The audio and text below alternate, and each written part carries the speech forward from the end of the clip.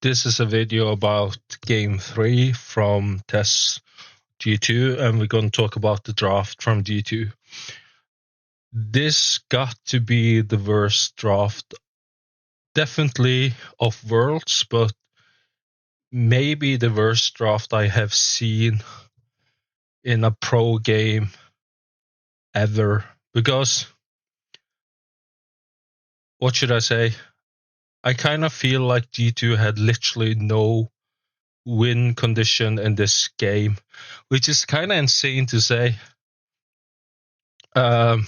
Besides just winning every lane, but we're going to go through why this draft is so insanely horrible.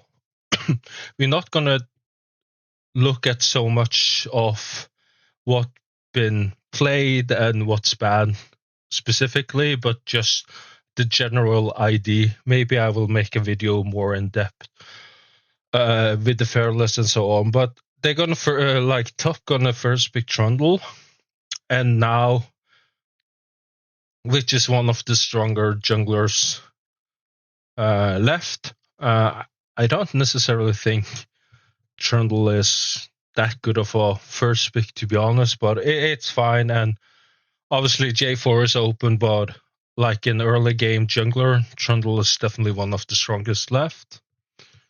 And you're going to pick Caitlyn, so that's fine. You have a pretty strong Caitlyn angle, and they're going to pick Ivern. I'm not an Ivern fan necessarily, but it's fine. So S is an obvious pick into Caitlyn because Ezreal is safe, but also Ezreal does fine in lane, and they're gonna answer with Karma. So you have a lot of control.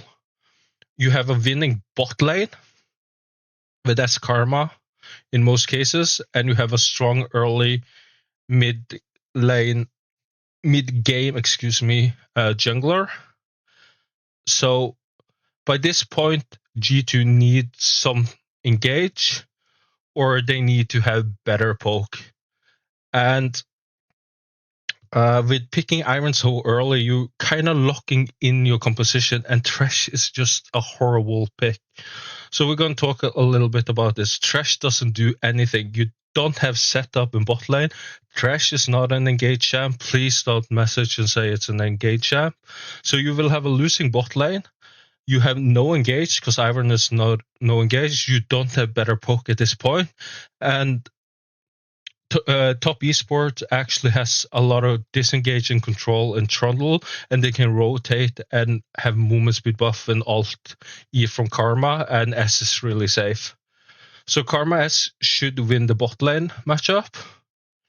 And at this point, G2 doesn't have any engage. They have secondary engage in Iron Thresh. So unless they win every lane, this game is going to already be quite difficult to play out. And with a losing bot lane and a losing jungle, it shouldn't be possible, to be honest.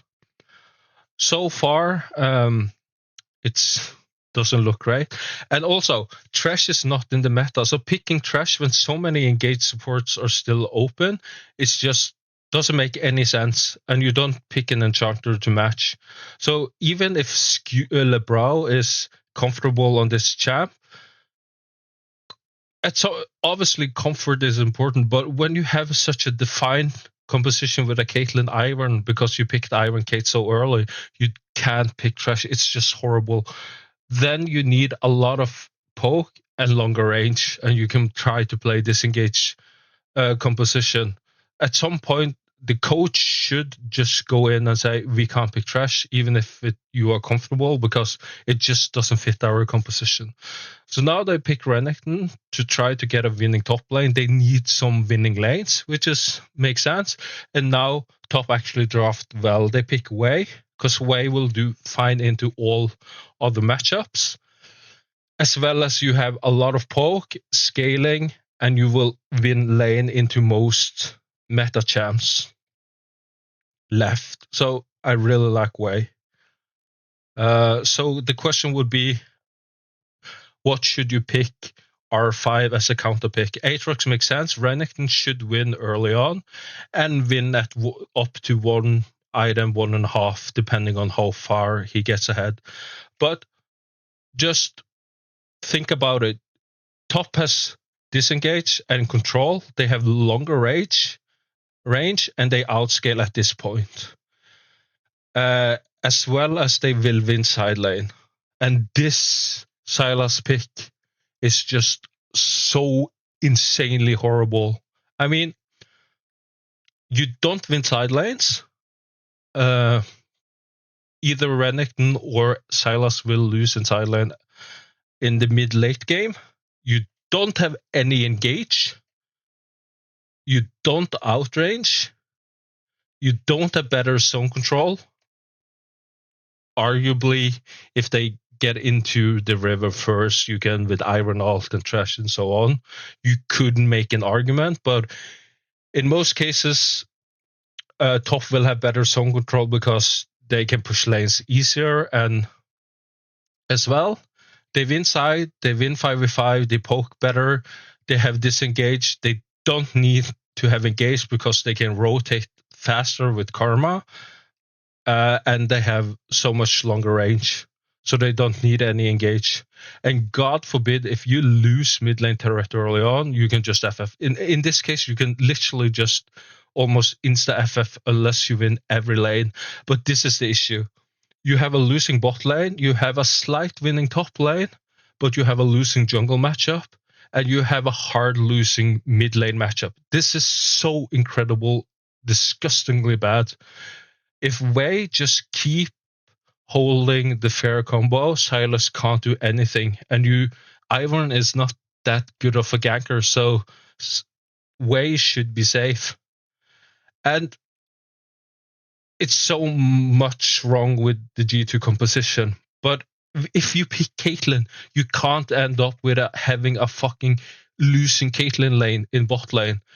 And then you hard counter pick yourself. I mean, the composition in general is bad, and it's not easy to find anything that would make the composition good. Top should have a better composition anyway, but you pick arguably the worst mid lane you could pick in Sylas because you have a horrendous lane matchup.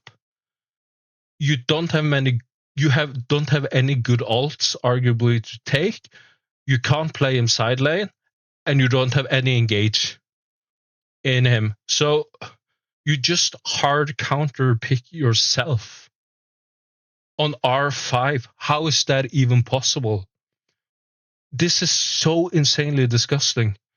I mean, and Trash pick is bad. I mean, in general, the draft was bad, but the Trash and Sylas pick is so horrendous. I'm sorry. G2 had a really good draft against BLG, probably the best one in Worlds, but this, I mean, this might be facetious, but I think you could press the random button on R5 and you would end up with an equally useful or better mid laner for this composition against Top's composition. It's that bad. And I don't know. And to be honest, I don't think even Tess played that well. I think if G2 just had better drafts than this, I think they had a shot at winning. I mean, that might be my EU bias and copium, but at least they don't insta lose in draft, because if you don't win all the lanes, you have literally no win condition at all in this game. It's crazy. Sorry to say, but anyway, G2 got top 8. It's at least something. And yeah, let's see what they can do later on. But for now, good job by Tess. They got into the semi-final, and we will see who they meet of AL and T1. But yeah, let's hope we will see more of G2.